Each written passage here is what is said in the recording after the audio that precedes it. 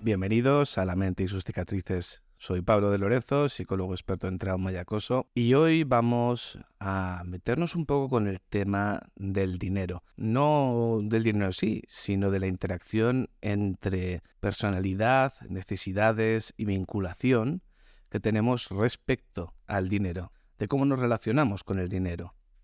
Reflexionando, nos damos cuenta de que el dinero no es en realidad lo que parece. No es solo una herramienta de intercambio. Es un símbolo, un espejo, un síntoma, un sustituto. Es miedo, poder, amor, identidad y redención. No se trata solo de cuánto tienes o cuánto ganas.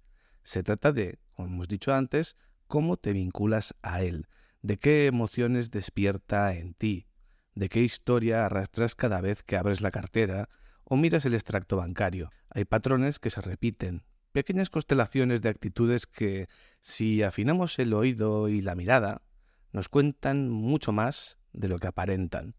A lo largo del tiempo, he identificado algunas formas recurrentes de estar en el mundo financiero. No son todas las que pueden ser, pero por lo menos son varias que creo que tienen bastante sentido. No son diagnósticos ni etiquetas cerradas, son como retratitos. Y como todo retrato, pues tiene sombras y luces, cosas buenas y malas. Son como varios arquetipos. Vamos a ver si alguno os identificáis o alguna os identificáis con estos pequeños arquetipos. Por un lado tenemos el guardián, el que ahorra para no tener miedo. Hay personas que hacen del ahorro una especie de religión privada. Guardan, retienen, postergan. Viven con la sensación de que cualquier gasto es una amenaza, como si detrás de cada decisión económica se escondiera el abismo de la pobreza. No importa cuánto tenga este tipo de persona, nunca es suficiente. Son hijos, muchas veces, de la escasez o de un miedo aprendido desde temprano. El dinero da control y el control da seguridad. Pueden ser previsores, responsables, estables, pero también les cuesta disfrutar, regalarse cosas, vivir el presente, y su ansiedad nunca baja del todo. El dinero no los libera, los vigila. Esto lo tenemos que tener muy en cuenta.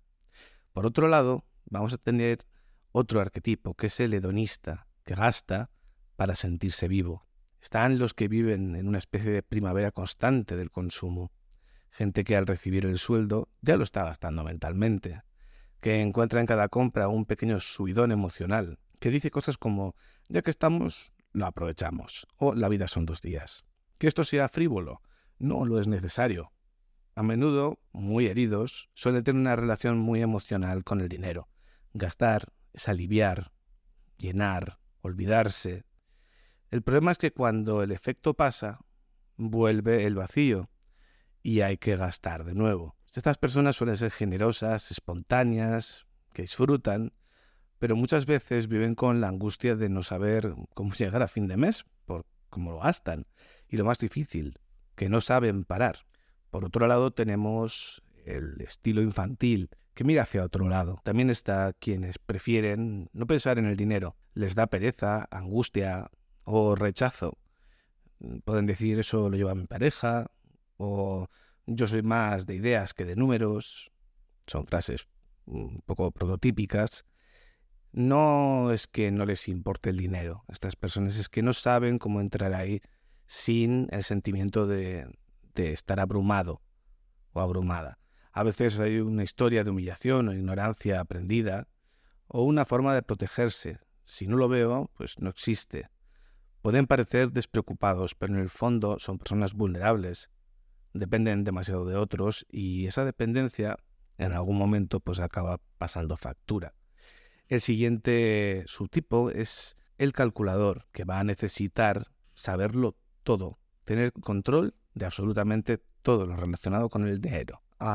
Refiriéndonos a este subtipo, es el otro extremo. Está quien lleva la contabilidad como si fuera una segunda piel, que apunta, revisa, compara, anticipa y no se le escapa una. Para esta persona, no saber cuánto tiene en la cuenta es casi tan grave como perder el control en su vida. El dinero le da estructura, orden, previsibilidad. En muchos casos, esta persona lo ha necesitado para sobrevivir en entornos caóticos o poco confiables. Su control es en realidad una forma de protección. Puede tener muchas virtudes, puede ser prudente, coherente, estratégico, pero también puede volverse rígido, frío o excesivamente calculador, incluso con las personas. Le va a costar relajarse. Y todo pasa por el filtro del ¿vale la pena económicamente? Vamos a ver también este arquetipo de el vinculador, el que da como una forma de amar. Hay quienes entienden el dinero como una extensión de su afecto. Regalan, ayudan, pagan la cuenta. No esperan que les devuelvas el dinero, pero sí que lo valores. El dinero es para ellos una forma de decir me importas. En muchos casos han crecido en entornos donde dar era la única forma de ser vistos. Puede tener un componente traumático, donde la valía pasaba por ser útiles, generosos o disponibles. Son personas cálidas, con un gran sentido comunitario, pero también corren el riesgo de confundirse, de dar demasiado, de no poner límites y de esperar afecto a cambio sin saberlo. Y cuando no lo reciben, pueden romperse por dentro. Otro arquetipo va a ser el competitivo. Valgo lo que gano. Luego van a estar los que hacen del dinero un marcador de estatus. Necesitan ganar más, tener más, mostrar más, no porque sean materialistas, sino porque su autoestima está atada a eso. Como hemos comentado en otras ocasiones, con Pete Walker puede ser el mecanismo de huida hacia adelante.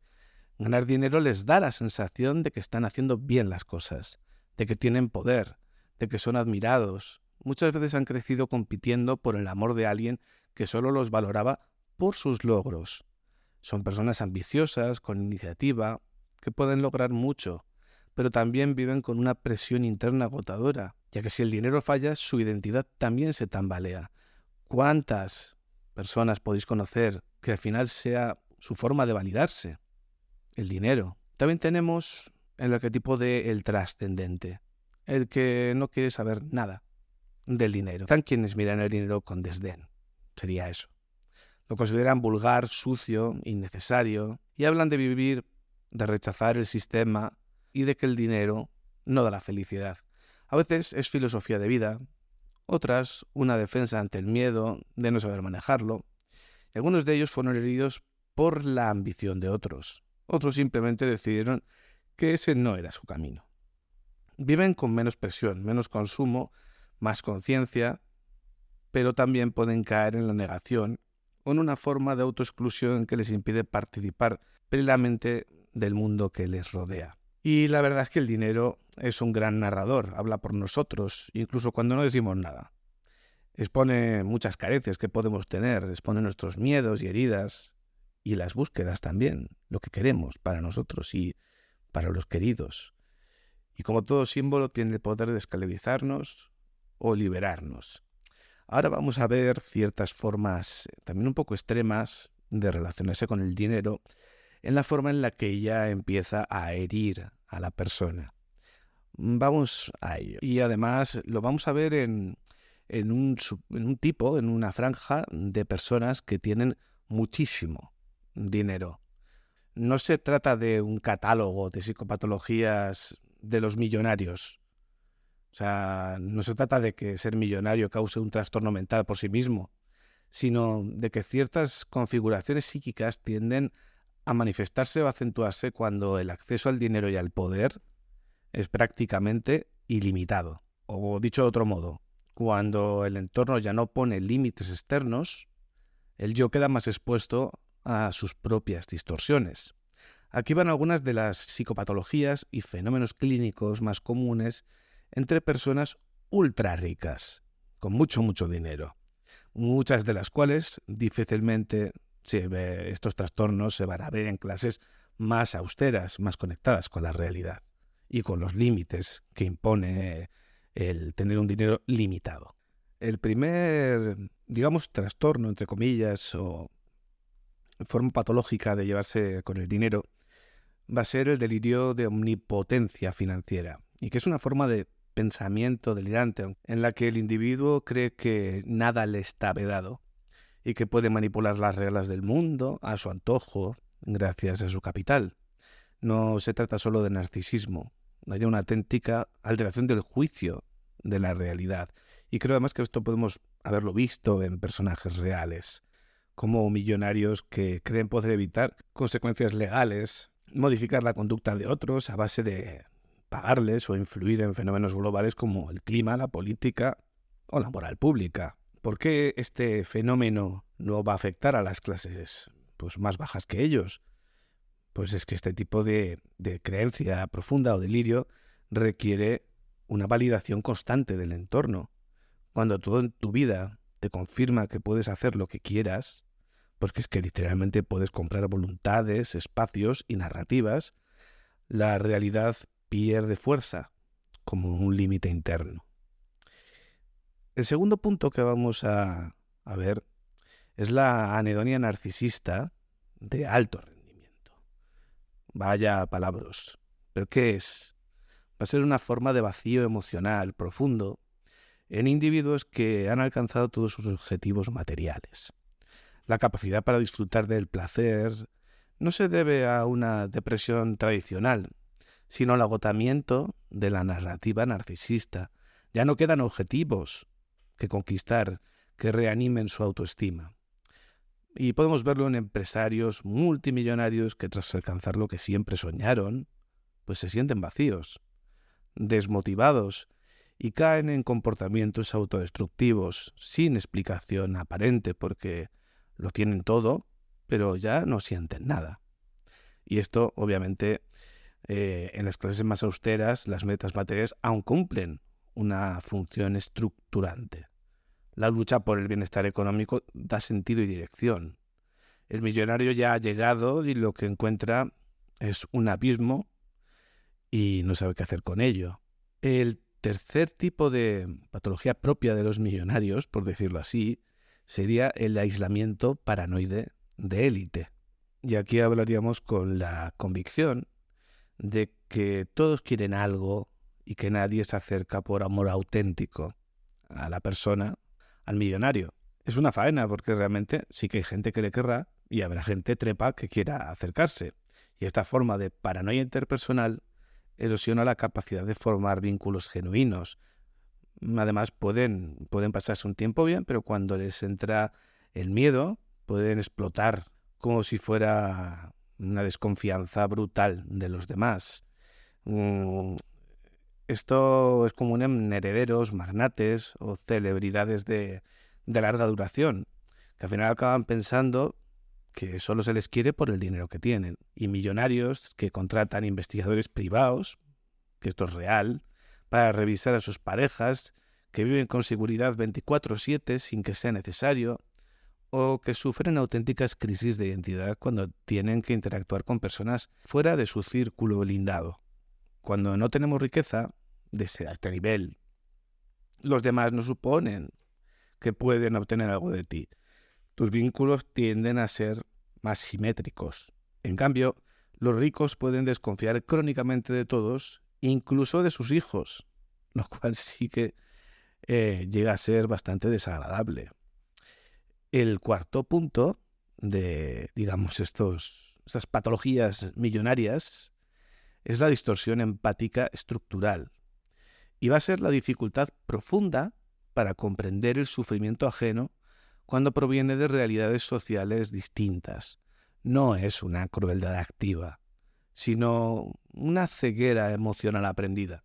Va a haber millonarios que no comprenden por qué una familia pobre no se muda a otro sitio si vive mal, o que recomiendan a sus empleados que hagan mindfulness para superar el estrés de tener 3 trabajos para poder sobrevivir. La empatía se construye también por contraste.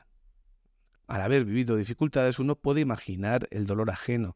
La riqueza extrema puede generar un desconocimiento muy crudo de la fragilidad humana, como si vivieran en una realidad paralela. Y es bastante llamativo. El quinto serían los trastornos adictivos camuflados de lujo.